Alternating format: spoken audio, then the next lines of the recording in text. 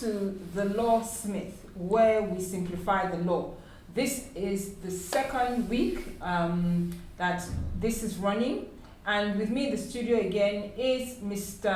Ajibola Ajetono. Don't worry, sir, I will get to the point where I will be able to call you by your name. Have no fear, I'm still a Nigerian. Today's episode is going to be, we're narrowing it down to life skills as part of estate planning, why it is important for us at certain points of our lives to have deliberate life skills being taught to us, or we passing on the knowledge to others. So welcome, Mr. Jibola. Miss Booth. Okay, Jibola, welcome. Let's get down to business. CB, let's get down to let's get down to business. Okay. So today, following up on the introduction on estate planning and why it's important for us across all sectors, I'm thinking we should start with life skills. I'm thinking that, when you are born, you go to school, you're brought up, that's the period when you get the most learning, your foundation is formed. So how do we bring it together? Life skills, estate planning, without it looking as if you're being morbid. Without being morbid, yes. I would use a very, very practical example. Okay. I'm sure all of us have seen this ad about the Olympian who spends 15 to 20 years practicing and training for a 100-meter event that is 10 seconds. Yes. So the 10 seconds and the glory that comes after is what the public sees. The 8 or 10 years that he was training for this event is what happens behind the camera. So life skills are like the training and the preparation for estate planning. Is it too late though? For example, if I use myself as an example, I'm not going to tell you how old I am, but I'm sure you can guess. Yeah, 16. Go on.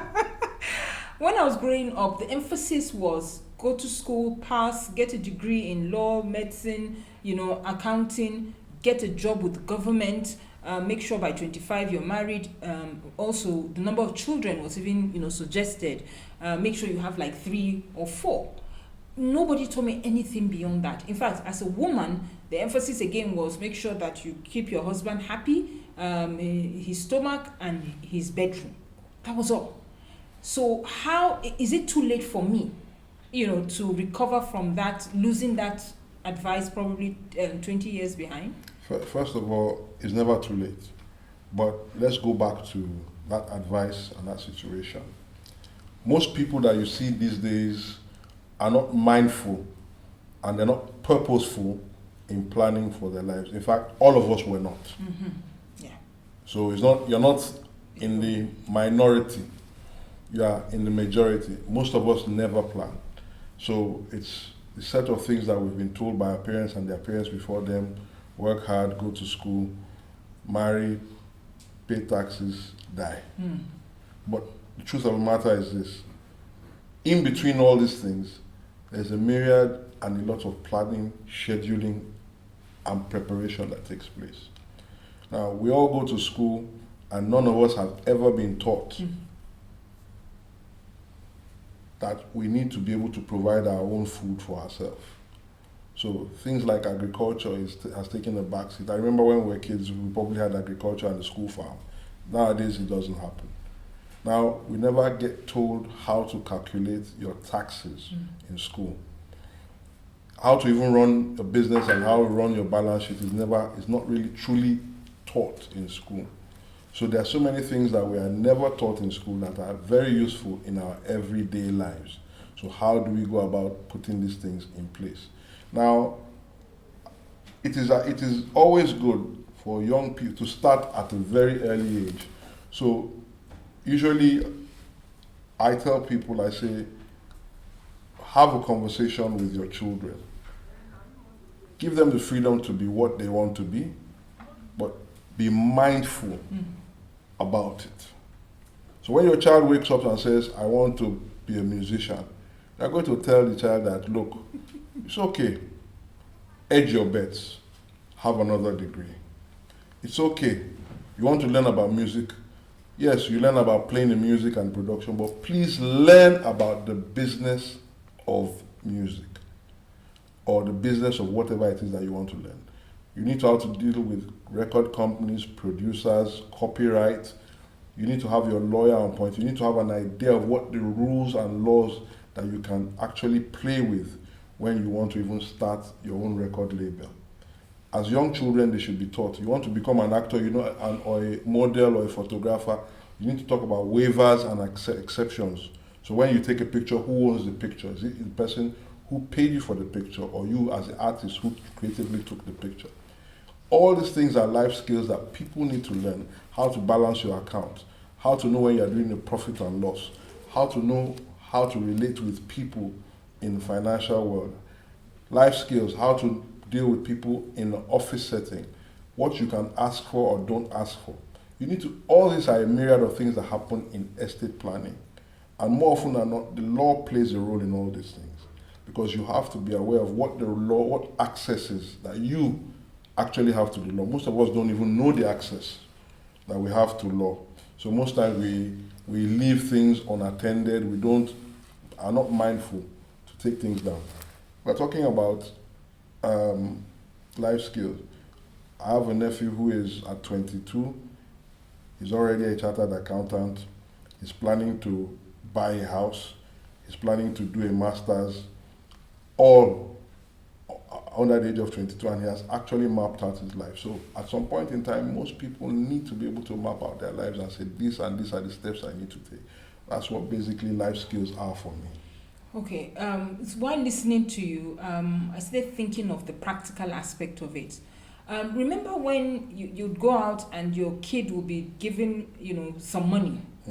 Technically, what we would just do is we wanted to be parents and make sure you give me that money when we go home, right? And I'm just looking at that as an entry point.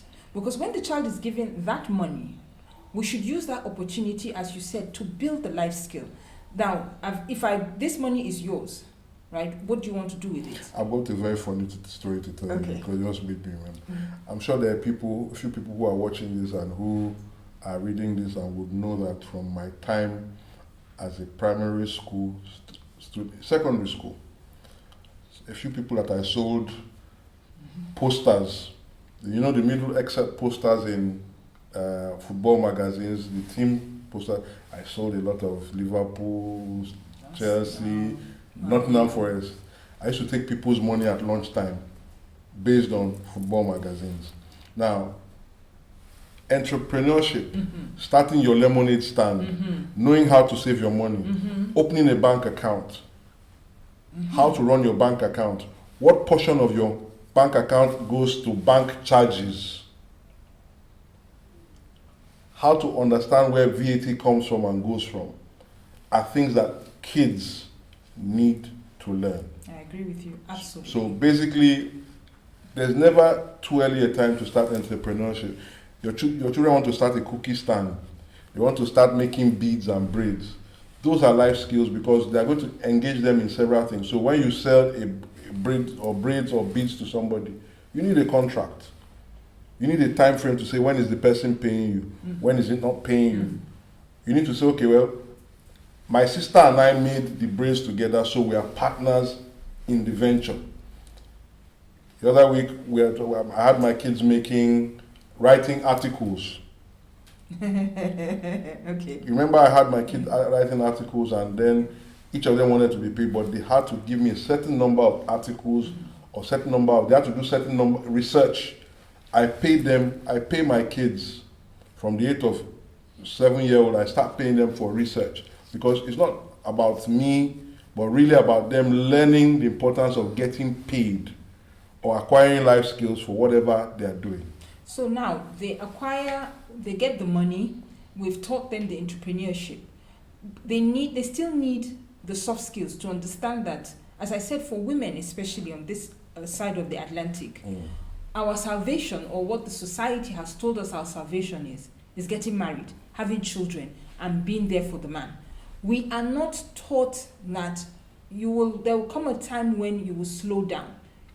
simple things like we are not even told, for example, as women, that there was menopause. I didn't know about menopause till recently. If you know what I mean, I didn't have the impact of what menopause meant till recently, because the emphasis is not on that, or the teaching isn't there. So how do we engage that to tell them that, look, your life is in stages. You will get to a stage when you can't work anymore, you don't have the energy, and you must start your estate planning at this stage like this. And these are the outlets. Comfort, that's why, CB, that's why we're having this conversation. Mm-hmm. A few months ago, I turned 50. And the first thing I did was to go and get complete medical. I've been poked and prodded everywhere. You know that. But back to it is this. Life skills, learning entrepreneurship, and the most important part of it is education and an open mind for both men, women, adults, and young people. So, if I'm going to summarize this for our viewers at home, at work, on the go, life skills are not just the issue of learning how to handle money, but handling it for it to last till the end. And as our guest has always said, beyond. What are those skills that you're teaching your children? Are you teaching them how the value of money? Are you teaching them the basics, the reality of it? No. Are we taking our daughters, apart from telling them that marriage is it, that beyond marriage they have lives, and that they too will be involved in estate planning? These are some of the things that we will keep on examining on the show going forward. Welcome back. Before the break, we started talking about life skills as part of your estate planning plans. And so we're going to now break down scenarios just to make it more understandable as to what we mean by life skills. So Jibola, we spoke, before we went on the break, we spoke about, women, that this is how women are viewed, and therefore the information is pretty limited for them. But I want to now turn to the guys. Guys are brought up to, be the caregivers, the providers in the home. And do you think that there is enough education for them beyond these roles that they need to go into estate planning? Men are the biggest victims, next to women. All right, we're listening. I don't agree, but we can go there. So, 3/4 of the men, in fact, a high 90s percentile of Nigerian men have no clue about estate planning. There are several lawyers, our learned seniors, sons, judges, politicians, men of industry who have died intestate without a will. That is part of the life skill problems that we have. Yeah. They didn't have enough knowledge to know that it was a requirement that they needed a will or an estate plan.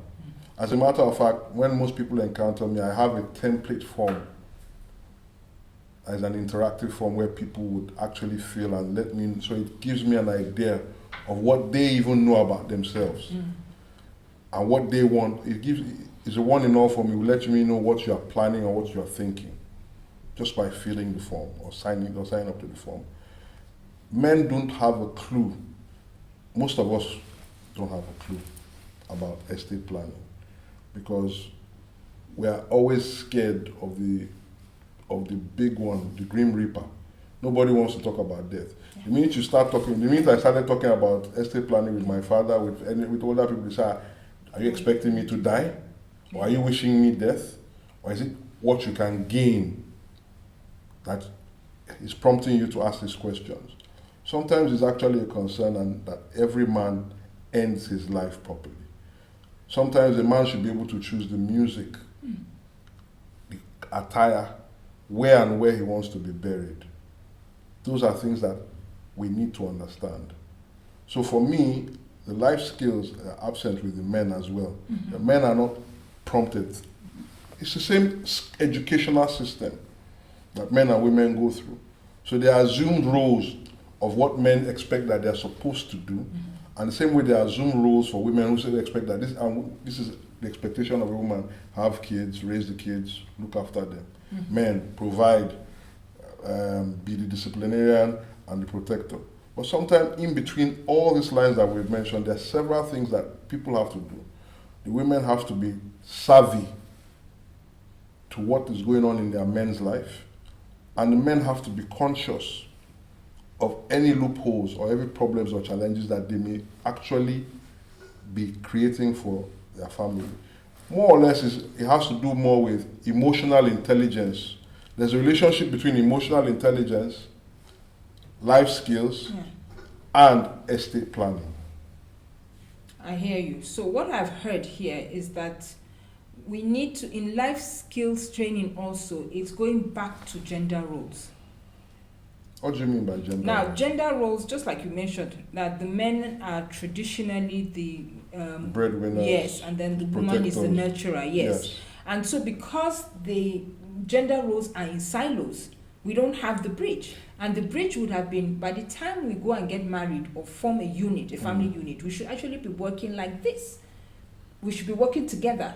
But because everything is siloed, you know, I'm the breadwinner, so I'm just going to go out there and look for the bread. It's my business to know what's going on. You stay at home, take care of the kids. That's your business. There's no point of convergence. Typically, before you marry anybody, you should actually have a conversation. We're going to get to that. And that conversation sometimes needs to be in writing. Because for me, the Bible says make it plain. Write it down. You write it down. So, how many kids? If you get money, who gets it first? Is it your mother or me? I'm talking about the wife. Yeah. Is it your brothers or me? And the wife, when you make money, is it your father's house in the village first? Conversation. So, when we're talking about life skills, there's an element of it that requires us to actually have a meeting. It is a skill to have that meeting. Yeah. To have those decisions before you marry, so that those are the guiding principles. You should actually have a document. I don't know how you want to do it in your marriage, but you should have a document that, excuse me, these are the rules that we're going to follow. I think that's the pre-marriage conversation now. Pre-marriage, yes. Yeah, pre-marriage. Everything, because once you tie the knot, I mean, a lot of things change at that point. I'm just thinking, in this microwave generation, that everything is like popcorn, you know, fast on the go and all. How do we then, you know, what would be your suggestion in slowing us down to look at what critically matters? You know, for me, it's not even the living now, you know, it's how well you die. Well, sometimes all these things have to do with looking for the knowledge. Sometimes, or most times, we never know that we needed something because we never knew about it. Okay. It's not actually being stubborn or I don't want to learn, but you never knew that those things existed. So I'll give you a typical example. Most women don't appreciate the fact that when they are starting with their husbands, they need to even define the business structure if he has his own business. Okay. Or the cutoff date by which he's going to retire. Okay. There are certain conversations that you hardly have because you never think about it. But these things impact your everyday life after a certain period. So for the next 30 years, you might not be thinking about it, but you realize that because you didn't talk about it 30 years ago, but you didn't plan that, husband and wife, we are together, we are living together, but in 25 years' time, we must have made sure we've gotten our house and gotten enough money to put our kids through XYZ or even keep something for them to own their own homes. So different things that we never sit back and think about because we don't have that opportunity to have that conversation. So I usually invite people to have conversations with me and say, look, let's talk about what you want. It's like a therapy session. In that therapy session, you, not me, will pick out your own estate plan and how you want it. Right. Right. So that's tailor-made. It's not every estate has to be every estate plan has to be tailor-made. Yeah. There's not one size fits all because our circumstances and everything about us is different. Our estate planning is as unique as our DNA. Nice one, and that's a lovely place to end. So, rundown from what we have discussed so far is that life skills are honestly necessary to have a good estate plan. It's not too early or too late to start. Earlier better than later though. Each stage of life we need some form of life skills. As children, discipline. As teenagers, responsibility. As adults, execution. So this we will end here, and we hope to see you on our next episode. Thank you very much for watching, and thank you very much, Jibola, for being with us again.